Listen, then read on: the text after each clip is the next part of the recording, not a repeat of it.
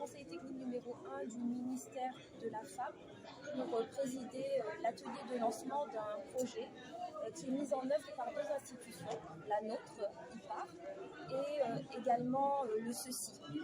Donc nos deux institutions se sont mises ensemble pour mettre en œuvre ce projet. C'est un projet de recherche-action sur l'autonomisation des femmes dans la chaîne de valeur horticole pour une transition énergétique.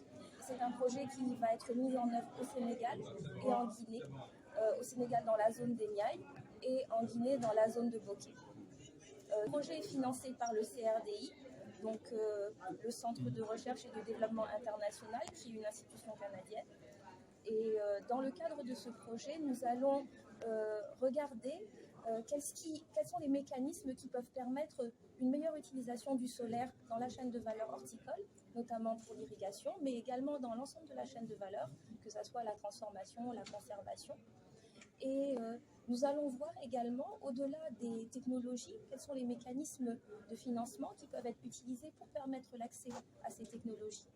Et avec notre partenaire, le CECI, nous allons travailler à renforcer la capacité des acteurs, des femmes en particulier, à l'utilisation de ces technologies, à l'accès aux moyens de financement, mais également à une autonomisation, au-delà de l'autonomisation économique, à une meilleure autonomisation sociale.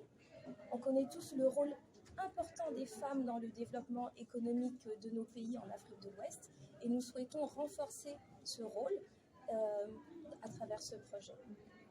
Officiellement en novembre 2021 et le financement est d'un peu moins d'1 million de dollars canadiens.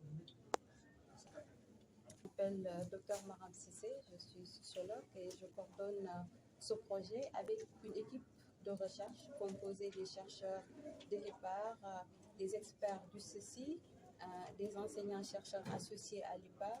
Et donc, nous allons générer des connaissances en utilisant un ensemble de méthodologies sociologiques, socio-économistes pour pouvoir clairement avoir des évidences qui vont informer les politiques sur les mécanismes, les politiques à prendre, les actions à mettre en œuvre pour que les femmes accèdent aux énergies solaires dans la chaîne de valeur horticole. Parce que, comme on l'a rappelé dans les différents discours de ce matin, l'accès à l'énergie est un facteur de production important et qui participe donc à de la recherche. On a commencé par des revues de littérature qui ont été faites sur les initiatives qu'il y a au Sénégal, mais aussi dans d'autres pays qui ont des caractéristiques économiques similaires au Sénégal, donc des pays du Sud, l'Inde par exemple, et d'autres pays où les expériences articulant genre et énergie renouvelable sont assez porteuses et on veut capitaliser sur ces expériences-là. Donc on a fait ces revues. On a aussi fait un diagnostic dans les Niayes et aussi au Matam et aussi en Guinée à Bokeh pour explorer davantage ce terrain-là et voir si les hypothèses et les méthodologies que nous développons vont s'appliquer et s'appliquer correctement. Il y a vraiment une nouvelle collaboration qui commence actuellement. Le premier travail dans le cadre de l'atelier technologique qui a été organisé dans Dakar ici, on a commencé cette première collaboration, mais également cette fois-ci encore avec cet atelier qui va présenter les résultats du diagnostic exploratoire dans les deux pays nous permettra de savoir concrètement qu'est-ce qu'on va faire exactement dans les deux pays, parce que les deux pays sont à des niveaux vraiment différents au niveau de ces initiatives de recherche en matière d'énergie renouvelable. Les valeurs à ces expériences, notamment en matière de recherche. IPAR a pas mal d'expérience en matière de recherche. Le CECI, de façon générale, a pas mal d'expérience en matière de gouvernance. Et le travail avec les collectivités, par les deux mis ensemble, pourrait nous permettre de sortir des résultats excellents aussi en matière de recherche qu'en matière de mise à l'échelle par rapport aux résultats qui pourraient sortir. Les attentes sont nombreuses, mais spécifiquement pour la Guinée, le solaire, on a trouvé qu'il est très évolué, qu'il est très développé au Sénégal, mais en Guinée, c'est encore au niveau de l'initiation. Donc, les expériences acquises dans cette recherche-là, permettrait à la Guinée également de passer cette étape de l'initiation et éventuellement passer à l'échelle. Et de 16% au PIB du Sénégal et de 5% au PIB de la Guinée, ce qui représente évidemment un secteur très important de ces économies.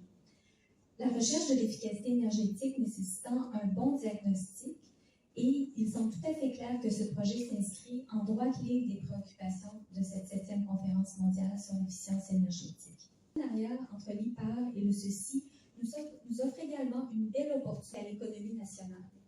Le recours à des techniques d'irrigation pour les femmes est moins productif. Il s'agira donc pour l'adoption à grande échelle de techniques d'irrigation solaire. Et l'appui financier et technique du CRDI à cette belle initiative de recherche traduit notre engagement à œuvrer à l'amélioration de la situation économique des groupes vulnérables et en particulier des femmes à travers la promotion d'une recherche de qualité menée par des experts locaux et tournée vers l'action. Notre accompagnement s'inscrit dans le cadre global de la politique d'aide internationale féministe du Canada, qui voit la pleine participation des femmes et des jeunes à l'économie. Donc, des initiatives de recherche actions comme celle qui nous réunit ici ce matin offrent le pour remercier et je vous souhaite une excellente matinée de lancement. Le directeur pays du CECI, cher Mohamedou, mesdames et messieurs les représentants des organisations de développement, des centres de recherche et de la société civile, distingués invités en vos rangs, grades et qualités. Permettez-moi avant toute chose de vous transmettre les chaleureuses salutations de M. Iya Touré, délégué général du Québec à Dakar, aujourd'hui en Belgique. Au nom du délégué général et en mon nom personnel, j'aimerais vous remercier très sincèrement pour votre présence à cet atelier de lancement du projet Autonomisation économique des femmes en Guinée et au Sénégal. Ce projet tout à fait pertinent et innovant va générer des connaissances sur l'adoptabilité des solutions éco-énergétiques dans le domaine horticole et faciliter évidemment l'autonomisation des femmes dans un contexte post-Covid. Permettez-moi donc de m'arrêter un instant pour remercier très sincèrement le consortium IPAR-CECI pour avoir initié ce projet tout à fait structurant. Chers participantes et participants, en général, la sécurité alimentaire, une agriculture adaptée. Donc, nous accordons à ces questions, mais aussi l'importance que nous accordons à trouver des solutions durables pour le développement des communautés.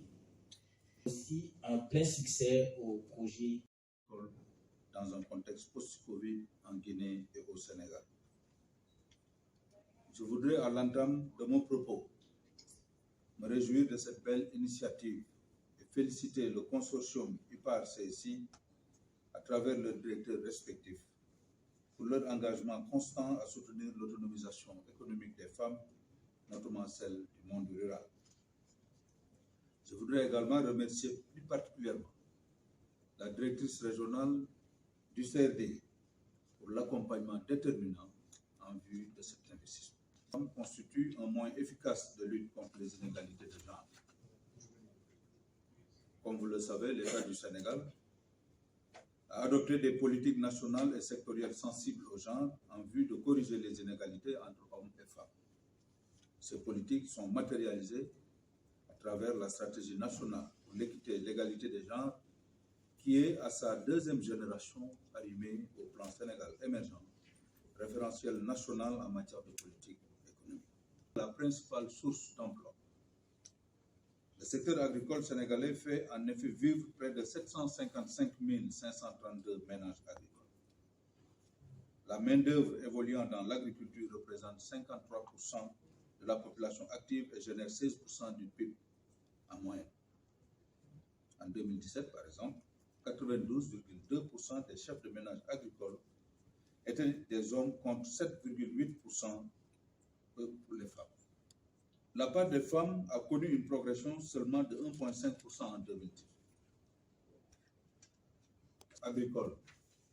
Renforcer le positionnement des femmes qui constituent 48% du secteur, le 9 du 5 juin 2018, permettant de fixer des quotas au profit des femmes pour l'affectation des terres aménagées, des tracteurs subventionnés, l'octroi de financement, l'attribution de semences certifiées, l'augmentation de leur taux de représentation dans... En effet, l'État a pour objectif, à travers le plan Sénégal émergent, de positionner le Sénégal en exportateur majeur de fruits et légumes à haute valeur ajoutée. L'horticulture constitue une entreprise dans la plupart des zones agroécologiques de notre pays, mais la principale zone de production est celle des Niayes. En fait partie des filières à haute valeur ajoutée sur lesquelles les femmes restent encore très, très actives. Mesdames et messieurs, permettez-moi de rappeler que le Sénégal, à l'instar des autres pays, fait face à une crise économique due à des chocs extérieurs dont la d'action prioritaire ajustée accélérée de PAP 2A, élaborée dans un contexte de riposte suite à l'avènement de la pandémie à COVID-19. Le PNRH prévoit, dans son axe 1, intitulé « Maîtrise de l'eau productive et développement des moyens de mesure », entre autres, la subvention de motopompes avec une préférence à l'énergie solaire. C'est une charge qui pèse lourd dans les comptes d'exploitation des horticulteurs et horticultrices. Le solaire est donc une solution carburant pour certains et l'électricité pour d'autres.